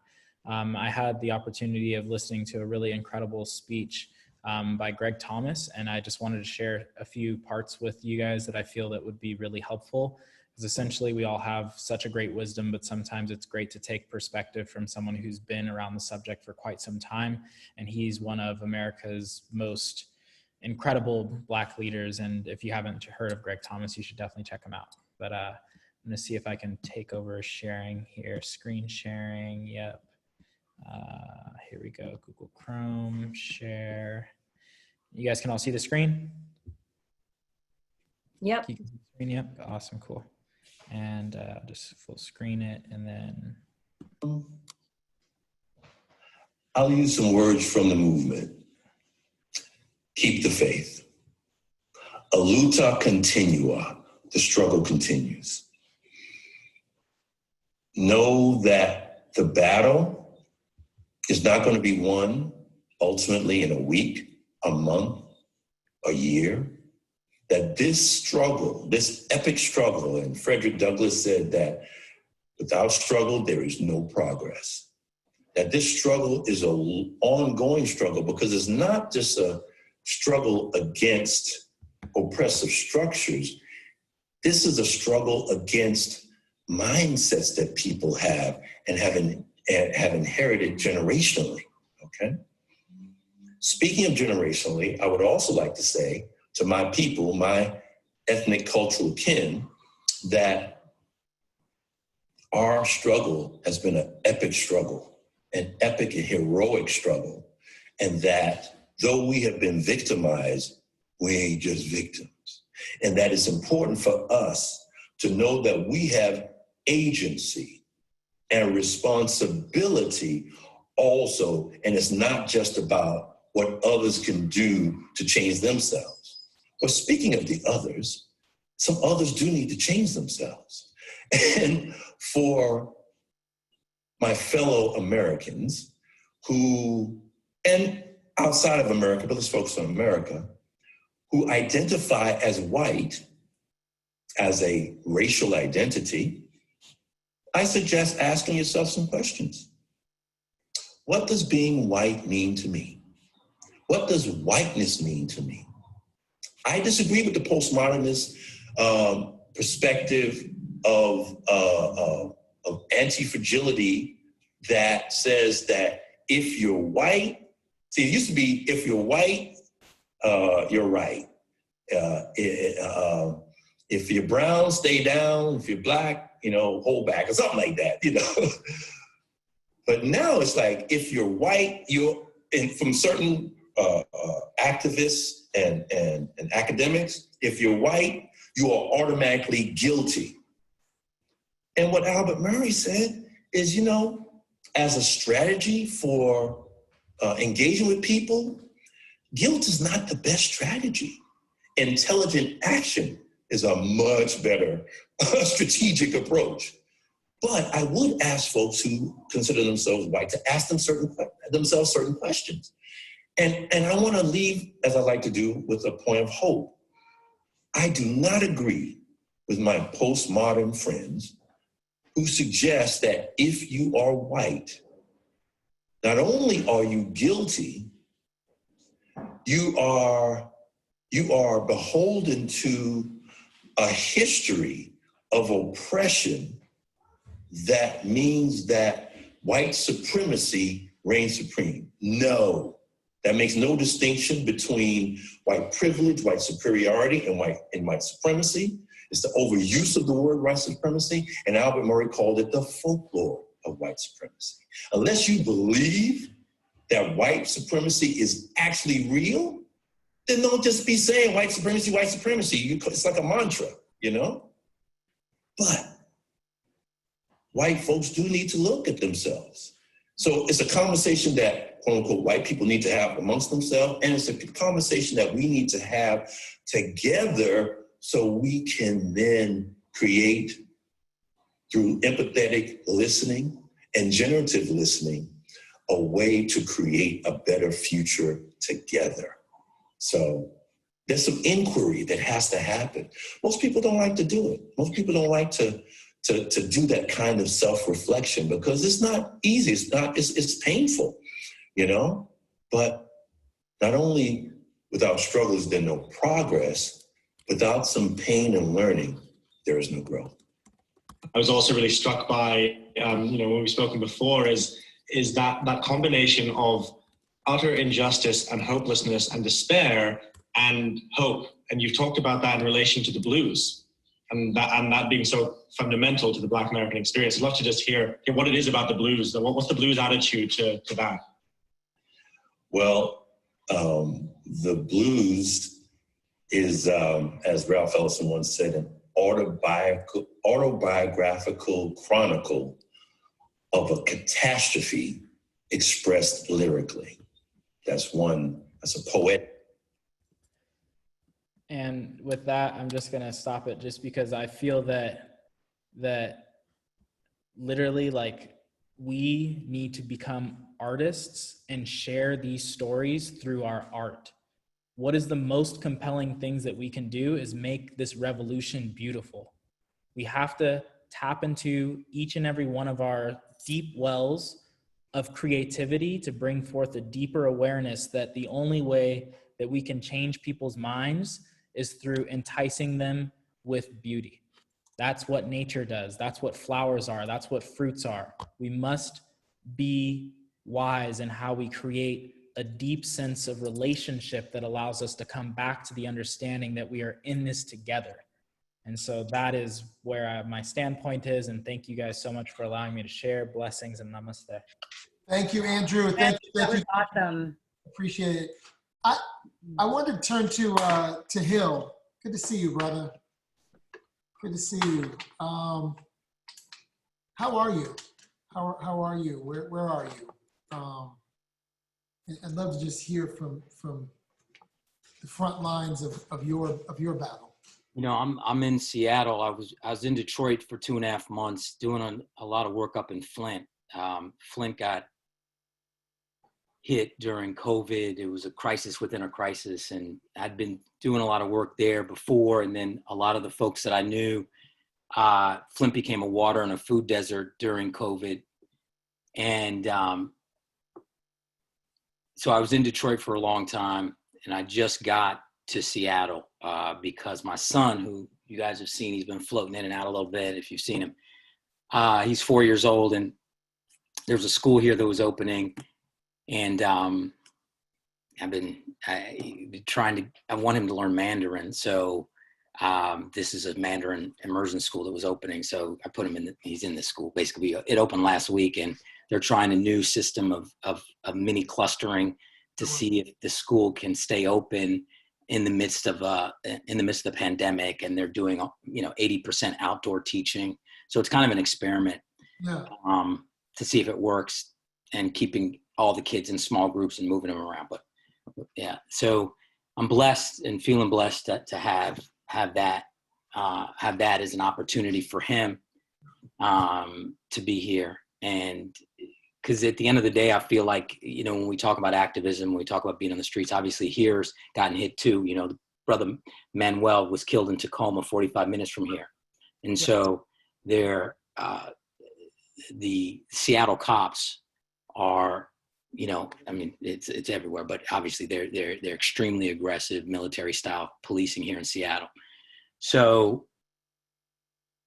trying to be sensitive to his health. Obviously, I made a pact with the school that we wouldn't gather in large crowds. So we've been keeping our distance, but trying to explain to him what this is about, because at the end of the day, all of us, I think we want to see we want to see systemic change for folks coming behind us, not only for us and our safety, but for the young people that are coming up behind. So that's why I get out there in March and try to do what I do through my foundation and all that. So. Yeah, and Hill, I've known you for so long, and the work that you're doing, and I even remember going to a couple of events with Manifest Your Destiny and seeing the kind of work that you do with kids and how you're leading the way in the Flint area. It's really not surprising to me that you're this invested in things, even though you got a busy career as an author, a speaker, an actor. And one of the things I want to talk with everyone about is just what we're noticing in the way that things could be misconstrued, right? And like how important it is to be so airtight with our communication, it seems like, where we can essentially navigate our way through multiple different emotions, et cetera, through the digital. And you've had an experience with that, Hill, recently, and we don't need to go into it. I mean, I think it's still getting sorted, but like, if you could just sort of highlight for us maybe one takeaway from your situation that you could impart to us as we're all trying to live peaceful lives online and have this conversation as allies, what would you say? Man, well, I mean, I got blasted and rightfully so, because I hurt a friend of mine, unintentionally. And the experience for me, I had never gotten a lot of negative feedback online ever before. And for me, I felt so bad because I unintentionally hurt somebody I'd known for 20 years. And I was trying to make up for that. At the same time, a narrative started to come out that I did it intentionally. And then it got posted by a magazine, and a gossip magazine posted that I did this post intentionally to try to hurt a child. And I had to stop for a second and be like, what about my history would even suggest to you that I do it intentionally? I made a mistake. I didn't know. And I made a post that was inaccurate. I said I'm sorry, but then the intentionality. And so words, and you guys talk about narrative, words matter, right? Words matter. Intention also matters. But the way I had to look at it for myself is say, I can't separate, I can try to explain intent, but we're living in a time when there's assumption of malice. It's almost like automatic assumption of malice. If you do something that's a mistake, it's almost like you're not allowed to make a mistake. You're not allowed to not know. And so if you don't know something and you do something, then there's assumption of malice. Obviously, people that are my friends and know me is a different conversation. But for people who didn't know me, when Out Magazine put a banner up that said Hill Harper intentionally misgenders a child. Like, they didn't call me, ask me for a statement. They didn't say what actually happened. Nobody reached out. But that's okay, because here's the deal. For me, I've tried to do what Light was talking about, and I'm certainly not that good at it. And actually, Lauren had mentioned it as well, is tried to stop and say, well, why did this happen? And what can I do? Because now seeing all the pain and anger that was online around misidentifying and misidentification and misnaming and pronouns, and it's a world that I never really had entered before, right? So I didn't know. So, but now I know, right? So now I can't. So the question is, what do you do moving forward? And I think it's relatable to this conversation about white folks who call and say, well, what do I do? My intention is to do the right thing, but I don't want to do anything if I'm going to make a mistake, because then I get all this heat back at me. For me, it's just about doing better, educating myself, learning, and not being so quick. If I don't know something, learn more. So had a wonderful, a couple people that have reached out to me from the trans community saying, you're a transphobe and you should die. I was like, well, I'm not a trans. I'll read you a book in a second. Here, Mike, come and sit with me. So the idea that I would want to purposely hurt a black or brown child was, it's just not part of my DNA, but I could understand, because of what I've learned now, that the vast majority of violent incidents against black trans folks are perpetrated by black men, right? And so the response is quick and swift, and it's a lot of pain. So I guess he got bored with wanting to sit and to listen to this, but Daddy. Yes, Pierce. Okay, I'll be there in a second. I got to read him books and put him to bed soon, but I don't think I'm articulating myself that well, but the point is that now the conversations I'm having are about what can I do in this space to actually have positive impact, because a lot of what came out of it were people, when I apologized, there was a whole other side of folks saying, you shouldn't have apologized. You were right. And I was like, hold up. No, I didn't know. I made a mistake. I wasn't trying to make a political statement. But the point is just seeing how much anger and venom came out about this issue. It's incumbent upon me now that I'm aware, to do something. If you're conscious and you're aware of something, are you going to act? And I'm sure I'll make another set of mistakes and mess up and say something, and whatever, but that still doesn't give me an excuse not to do something about trans kids who are getting persecuted, about, trans adults. Someone sent me a video just from a subway the other day of somebody getting dragged by a group of young Black men and getting beaten severely. And so now that I'm conscious, I'm in it. And I got to do the work. And I'm happy you're saying that as someone who is an ally and accomplice for the LGBTQ plus community. I host a daily radio show on the first LGBTQ plus music talk station. I think that the mistakes will be made, but beyond to taking accountability and putting out a statement, I think now actions, because, and I can't speak for that community. We're going to be having a beautiful discussion in honor of Pride and with Black and trans community next weekend that I'm really excited about, to really talk about the intersectionality, because I do think, just because I'm not of that experience, from what I hear from good friends and people that are close to me, is that they feel that Black cis hetero men don't take the queer and trans community into account as it relates to this movement. And so that's something to discuss. And I know I've had those conversations with James, and it is nuanced, it is intersectional. And I don't think anyone should be left behind in this movement.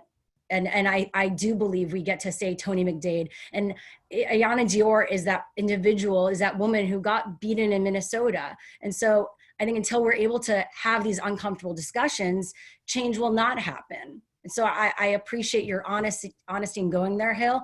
And now I'm excited for you moving forward and the actions you'll take, right? Not just the talk, not just the statements or the posts, but the real actions. And it is an education, and it was unfortunate that it was a hard one, right? And that happens with me too sometimes. I make mistakes, and I'm fortunate to have the community around me, but I'm not going to get a cookie for it, right? I get to learn and take accountability, and then move forward and learn and look at the future, not the past. Absolutely. So, yeah, Absolutely. I appreciate it. Yeah, well, as we wrap things up, because this is always supposed to be like an hour and a half, we always go over because there's so many things to talk about and such beautiful community here. I want to go to our special guest for some takeaways going into this week. This is about shaping the narrative.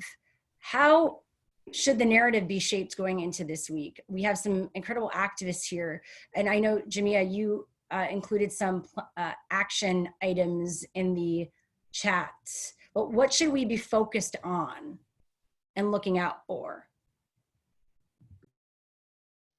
Sorry. Thank you all for all of your wisdom. And I just really appreciate everyone's vulnerability in this space. I feel like, I don't know about you, I'll use I statements. I know there are therapists on this call.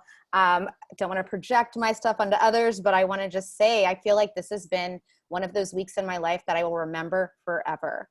Just all of the range of emotions I've experienced, from rage to anger to inspiration to grief to visceral reaction, all of the things.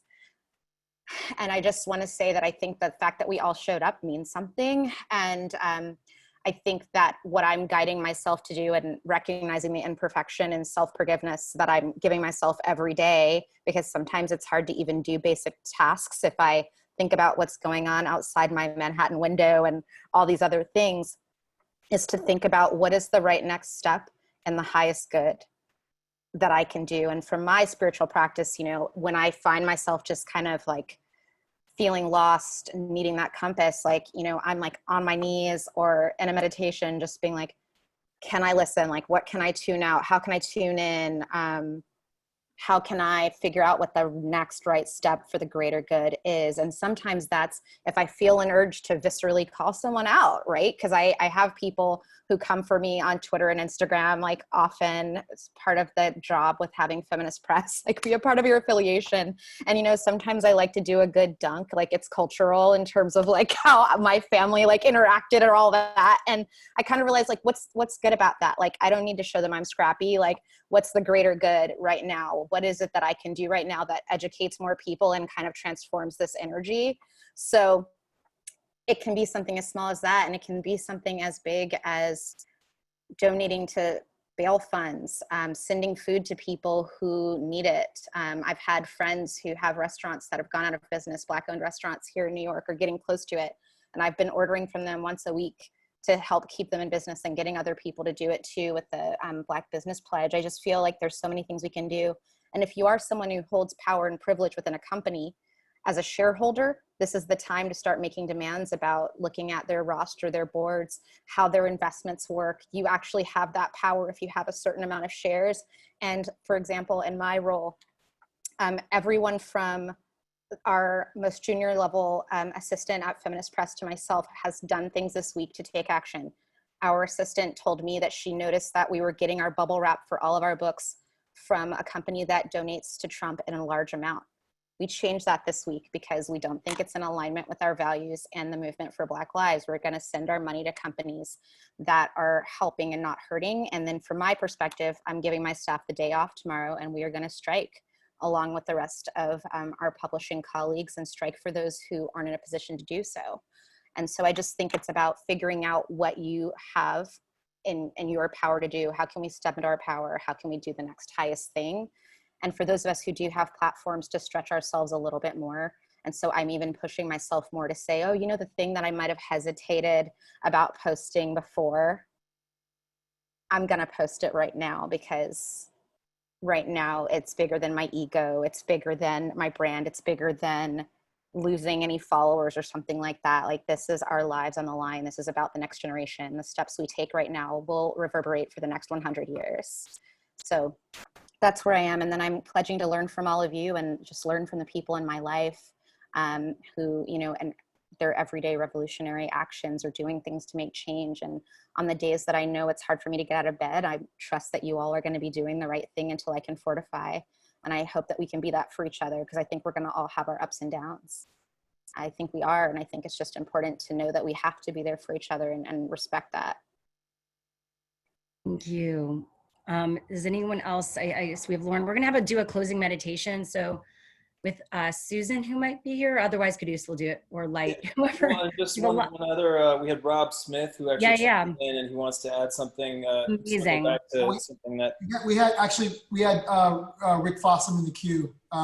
Rick, are you okay? Good? Can move on? You're fine? Okay, go. Thanks. Rob Smith, sorry, Quddus. Okay. Rob, you ready? Yes. Floor is yours. Can you hear me? Can you hear me? Yeah. Loud and clear. All right. You mentioned earlier something about people trying to communicate, walking on eggshells when trying to communicate with Black people. You know, we're human. We're just like you. We're people. Just do it. Say hello. Don't be scared. You know, because as a Black man who's you know, I've experienced racism at 14. I've been falsely arrested, falsely incarcerated, falsely convicted. And, you know, I've dealt with police most of my life. I've had racial scenarios most of my life, but none of that has shaped me as a person.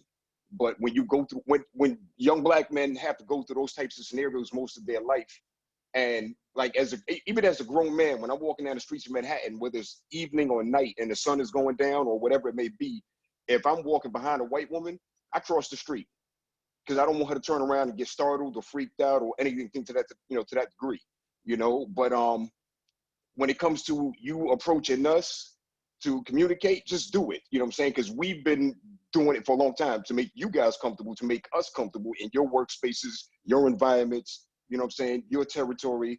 We're always the ones, you know, we always have to make you comfortable as opposed to you making us comfortable.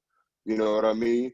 So just say hello. It don't hurt to say hello. It's a simple thing to do, you know? So, you know, we're humans. We're all in the same fight. We're all on the same page.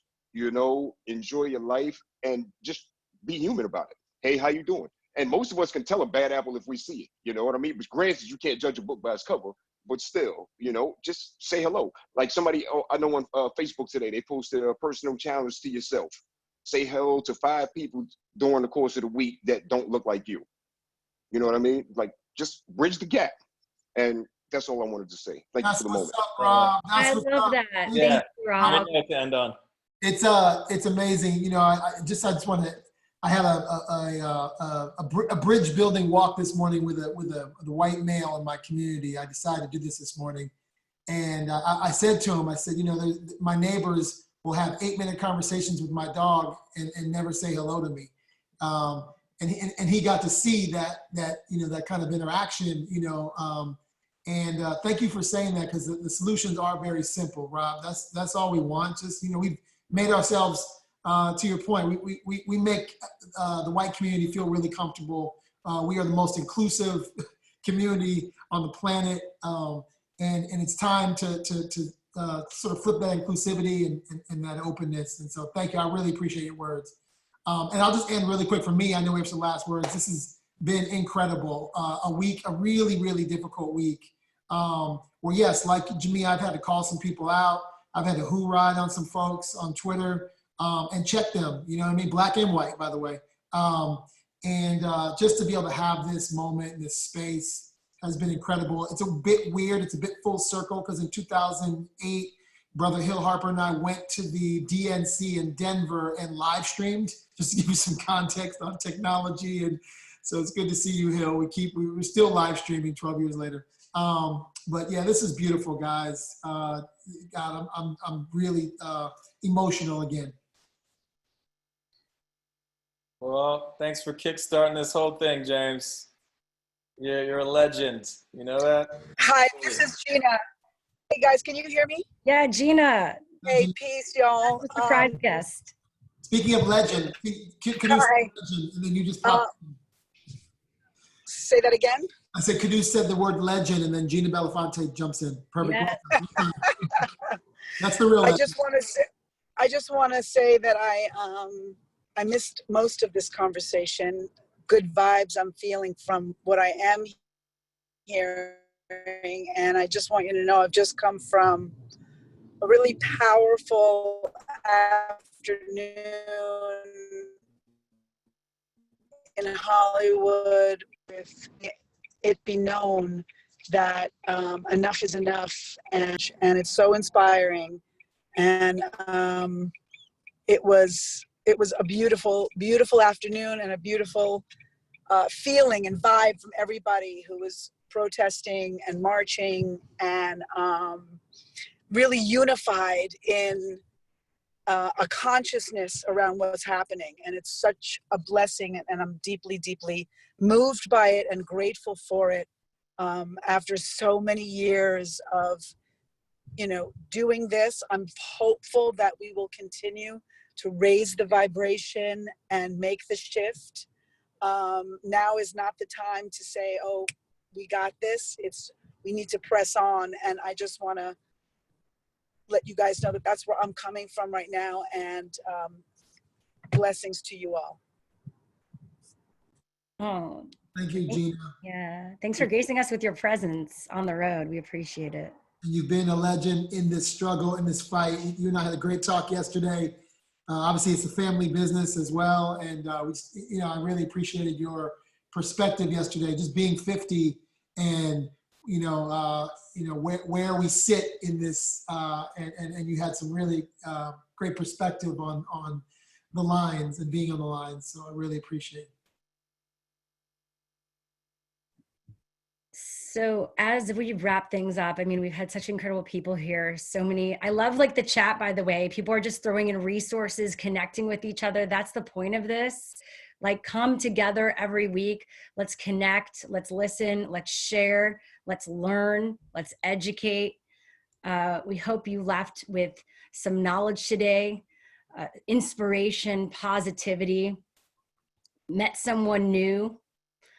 And again, we have this Slack channel that James created where a lot of people are asking how to connect after the fact or in between these virtual town halls. And again, I'll post it in the chat, but we'll be doing a recap email tomorrow, probably more soon than last time, where we'll put everything in, links to all the speakers and other resources that we included tonight. And before we go, I know we have a meditation to get us into some intention moving into this week and just get us back to being grounded in ourselves and what's possible. And there you go. James has his text. He always has his text on hand. There you go. And I know we have Susan, who's actually, I think, is joining us to do a little closing meditation. And yes, I'm here. Yes. Hi, Susan. Nice to see you here. Thank you so much. Oh, yes, it's my pleasure and an honor. I just want to let you guys know that I speak softly, so you may have to turn up your volume. I invite you to get comfortable wherever you are in your seat.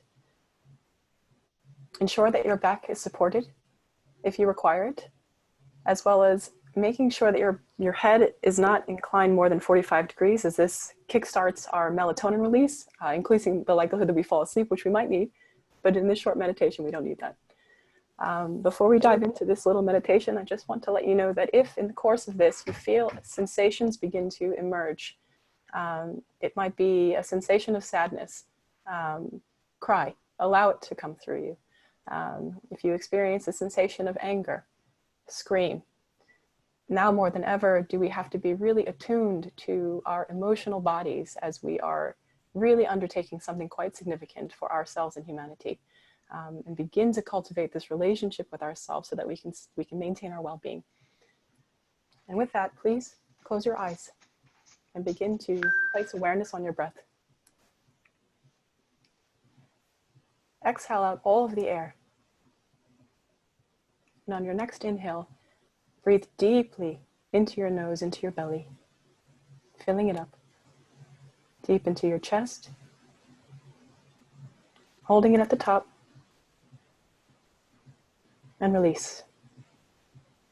Let's do that again. Deep into your belly, into the chest, hold at the top, and release. One more time. Deep into the belly, into the chest, holding at the top, and release. Allow your breath to return to its natural rhythm. And as you do so, place awareness on where you're sitting. Feel the gravity of your weight. As you do this, begin to scan your body and notice any place you may be holding any tension. This can be your jaw, your forehead, your stomach. Breathe into these spaces, and on your exhale, relax them.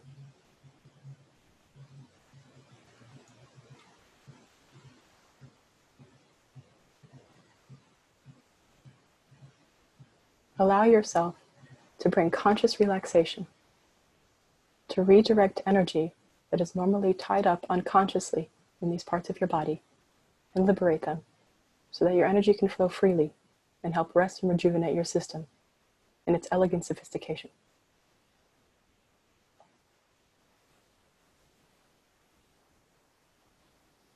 Breathe deep into your belly, into your chest, and release. Sink deeper, feel softer. Bring your attention to your heart and your heart space. Observe what sensations may arise when you place your attention here. How is this intelligence informing you? How do you feel here after experiencing all of these voices, all of these perspectives, all of this valuable information?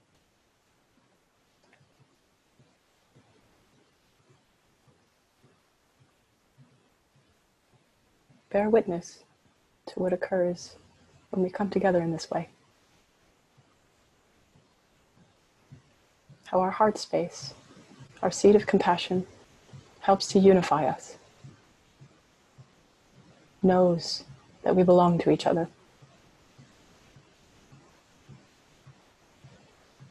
recognizes the humanity that we see in one another, inspires us to do better.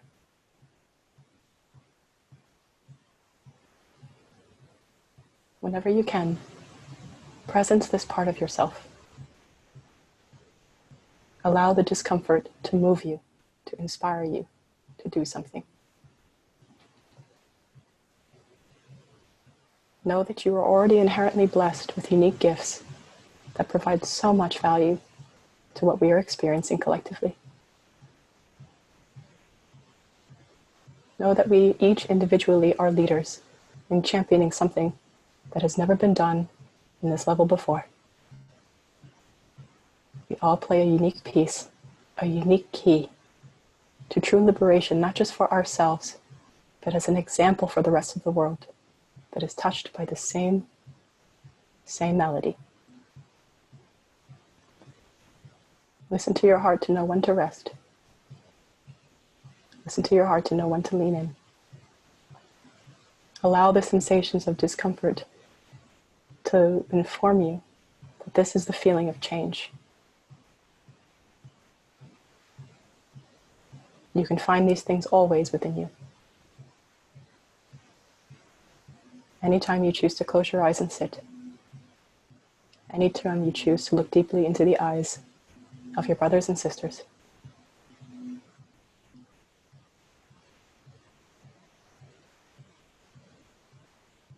Breathe deeply into your stomach, deep into your chest, and release. Once more, deep into the belly, into the chest, and release. One more time, breathe deep into your belly, into your chest, and release. Allow your breath to return to its natural rhythm. And slowly, whenever you are ready, you may open your eyes.